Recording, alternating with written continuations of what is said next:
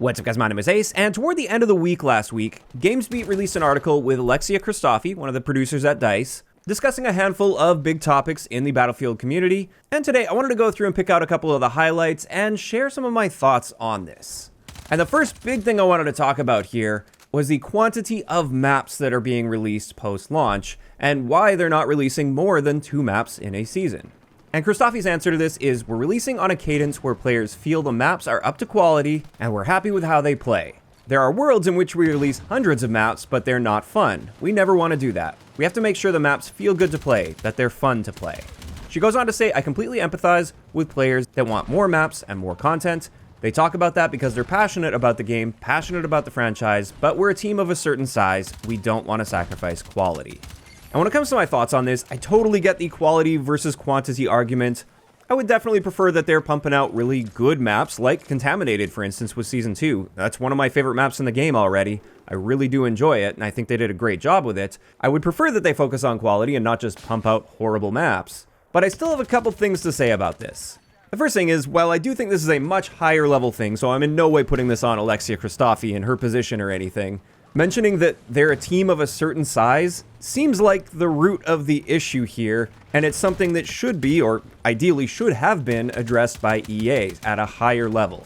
Battlefield 6 was the best-selling FPS game of the year last year, and it was a golden opportunity for them to take a huge market share away from the competitors, primarily like Call of Duty, for instance. But looking back, it just doesn't seem like they were ready to fully invest and capitalize on that level of success that they saw at launch. And I know, it's easy to be an armchair executive, especially armed with hindsight, but it just seems so obvious looking back that the moment they saw that level of success, they should have been pumping resources into it to really capitalize on that momentum that they had. So if anything, it's kind of frustrating to see for a game that sold so well and had so much potential behind it that we've never really seen before in the Battlefield franchise. I think this game had the most potential we've ever seen out of a Battlefield game. Why are they limiting themselves so heavily to having a team of a certain size and having that hold them back from maintaining that momentum, keeping those players around, and therefore extracting a ton of extra post-launch revenue? Because if you keep players around, those players are much more likely to be buying battle passes and buying things in the store, for instance. Whereas if that player count drops off a cliff, which it has since launch, that's far less post-launch revenue. Because I understand, to make a map of a certain level of quality with the team that they've got, that takes X amount of time. And no amount of telling that existing team they need to work faster and pump out more maps without sacrificing quality, no amount of that is really going to get them to pump the maps out any faster. But at a higher level, when you're looking at the stakes here and how much post-launch revenue, if you can keep a large percentage of that player base around and engaged and excited about your game, what happens when you reinvest in, let's just say, double the team that works on maps? Or double the amount of resources to create a second team entirely that works on their own set of maps alongside the existing team. I know in practice it wouldn't be quite as simple as that, but just again, we're looking at it big picture, kind of oversimplifying here. In theory, if you were to do that, that should effectively double the output of maps. And that's the kind of thing, at least from a consumer's perspective, that's the kind of thing I would expect to see from a major company that should have tons of resources at their disposal in order to reinvest in their products and capitalize on the long-term success of the game. And not just the game, I think it's also important to point out here, it's the franchise in general. I know a lot of people were really excited about Battlefield 6 and they were really looking forward to getting invested in the Battlefield franchise more than ever before, or maybe for the first time. And yet after seeing the level of post-launch support, they feel burned by that. They feel like they didn't really get their money's worth. Do you think those people are going to be excited to buy the next Battlefield game?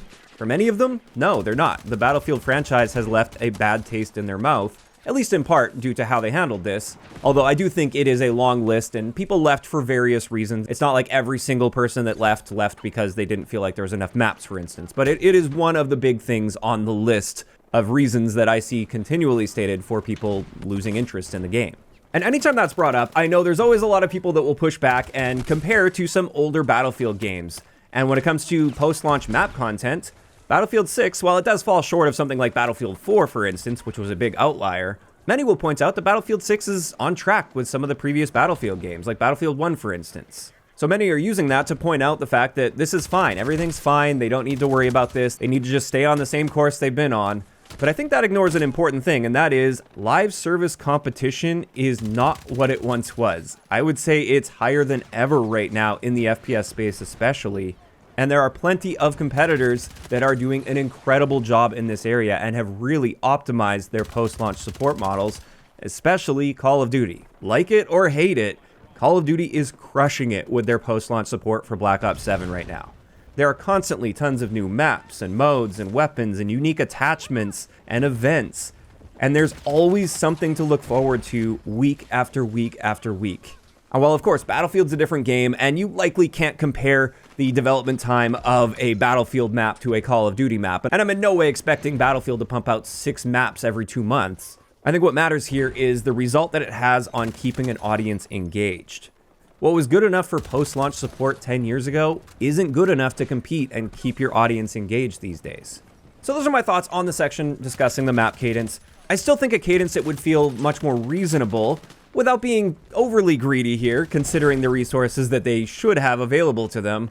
I think it would be nice to see every season come with 2 brand new maps and 1 remastered map, for instance. I think 3 maps is much more reasonable. Drop 2 of those maps right at launch for the season, so it feels like a big moment, a big season update, and then mid-season you just get the 1 map. And out of those 3, I think it would be totally reasonable to expect that one of them is a remaster. And I know, they're working on Gold Mud right now, it's likely coming in Season 3, so it's not like they're not working on remasters, but at this rate, I'm actually a little bit concerned that our Season 3 launch map is going to be Gold Mud, and that's it. And then we're going to get one mid-season as well.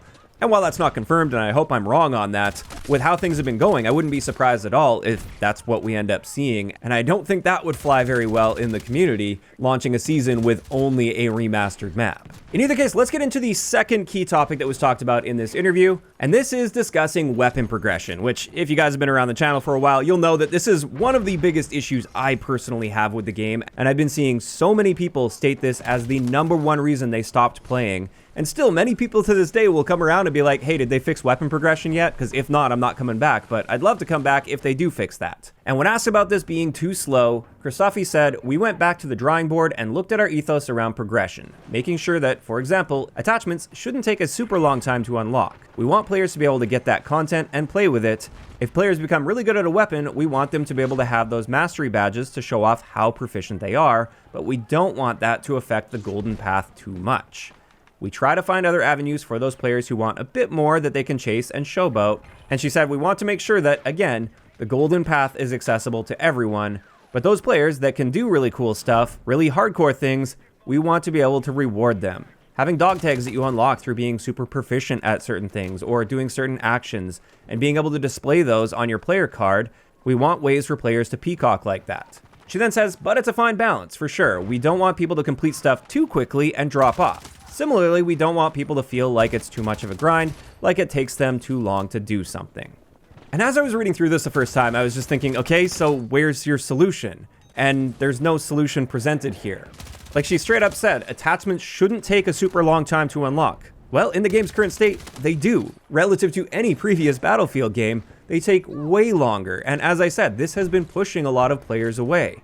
I 100% agree with and understand on the mastery level of things, with things to peacock, as she said, like mastery badges, dog tags, things like that. I think all of that stuff should be a really long grind. I think there should be an extra badge on top of the current one that we've got if you get the equivalent of like 10,000 kills, for instance, or the amount of XP for a weapon that would take up to around 10,000 kills. I think that would be great. So for the people that really grind hard with a weapon, they can have that badge of honor and show that off to the world.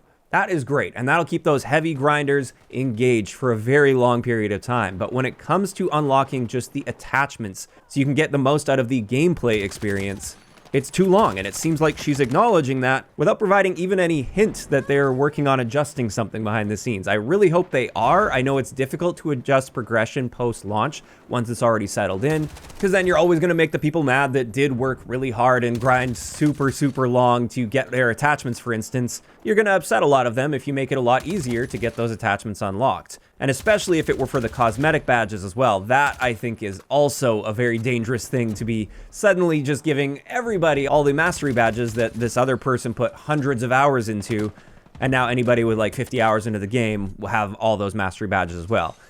I get that, and that's why I think adding an additional mastery layer that's purely cosmetic, but like a new badge, for instance, I think that could really go a long way to still rewarding those people that did put in hundreds of hours or plan on putting hundreds or thousands of extra hours into the game. But with her saying it's a fine balance and they don't want people to complete stuff too quickly and drop off, but they also don't want people to feel like it's too much of a grind, it's pretty obvious to me, at least, based on what I see in the community, that they're leaning far too much in the direction of it's too much of a grind, so I'm going to stop playing entirely, and people are dropping off in that way. So I was really hoping we'd see something here that hints at some changes coming, but as far as I can tell, we didn't really get that in this interview, at least. That doesn't mean that they aren't potentially working on some adjustments, and I really hope they are. But it is nice to see at least some acknowledgement and discussion about these two big areas, because these are the two biggest areas that I tend to see in the community when it comes to feedback and complaints. And one thing I absolutely agree with what Alexia Christofi said in this interview is we talk about these topics because we're passionate about the game and we're passionate about the franchise. And when having these discussions, for many of us at least, it's not so much that I feel entitled, like I spent this much money, and I think it's ridiculous that we're only getting 2 maps for Season 2. Many of us are coming more from the perspective of we want this game and franchise to be as successful as possible. It showed so much potential at launch, it generated tons of hype and interest, but that didn't last nearly as long as many would have expected, and it's been bleeding players heavily, and the level of interest in the game seems to have dropped off a cliff. So what are the causes and what can they do to get back on track? And while on a personal level, we still may be enjoying the game. I'm still enjoying playing the game quite a bit. At the end of the day, we want the game and franchise to be thriving, not continuing to bleed players to the point where it's just no longer going to be relevant to even make content on, for instance. That's at least the general mindset that I have when it comes to any criticisms that I share. I'm not trying to capitalize on doom and gloom or anything, which I know some people do because there's a lot of money to be made doing that on YouTube, for instance. But I think it is important to have discussions like this, and those are all just my thoughts, and I'd love to hear what you guys think about this interview in those comments down below. If you enjoyed this one, a like rating is always appreciated, and don't forget to subscribe for more if you haven't already. I'll talk to you guys next time.